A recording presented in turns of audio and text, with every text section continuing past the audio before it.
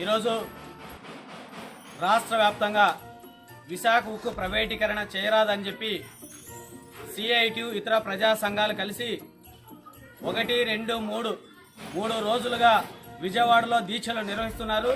ఈ దీక్షలకు సంఘీభావంగా ధర్మవరం సిఐటి ఆధ్వర్యంలో ర్యాలీ నిర్వహించడం జరిగినది. ముఖ్యంగా విశాఖ ఉక్కు ఆంధ్రుల హక్కు అని వేలాది మంది పోరాటాలు నిర్వహించి సాధించుకున్న విశాఖ ఉక్కును ఈరోజు కేంద్ర రాష్ట్ర ప్రభుత్వాలు ప్రైవేటీకరణ చేయడానికి పూర్తిగా సన్నద్ధంగా ఉన్నారు. 75 లక్షల టన్నుల ఉత్పత్తి అయ్యే విశాఖ ఉక్కులో ఈరోజు కేవలం 20 లక్షల టన్ను